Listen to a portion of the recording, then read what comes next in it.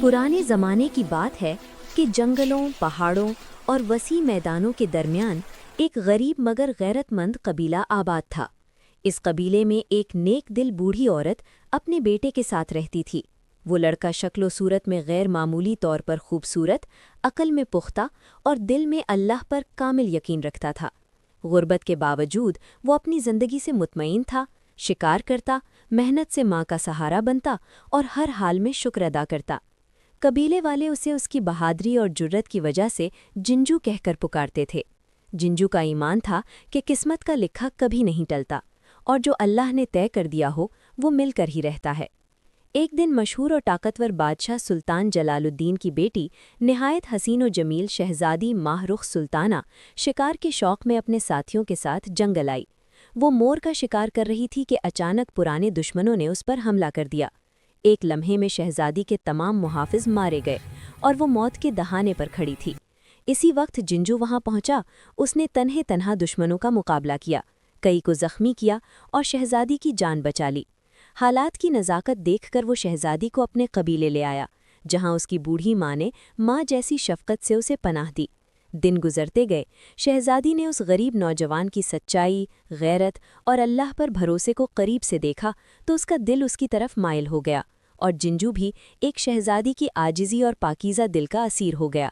मगर ये खुशी ज़्यादा देर कायम न रह सकी।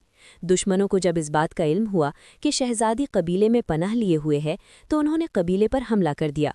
आग, खून और चीखों पुकार हर तरफ फैल गई, मगर जिंजू और कबीले के जवान डटकर मुकाबला करने लगे। जब ये खबर सुल्तान जलालुद्दीन तक पहुंची तो उसने फ़ौरन अपनी शाही फ़ौज भेजी। फ़ौज ने दुश्मनों को शिकस्त दी, कबीले को बचाया और सुल्तान खुद भी वहां आया। उसने जिंजू की बहादुरी से मुतासिर होकर न सिर्फ शहजादी को वापस महल ले गया, बल्कि जिंजू और पूरे कबीले को भी साथ ले गया। सुल्तान ने कबीले वालों को शहर में ज़मीनें, घर, इज्जत और हर सहूलत दी और जिंजू को दरबार के करीब रख लिया।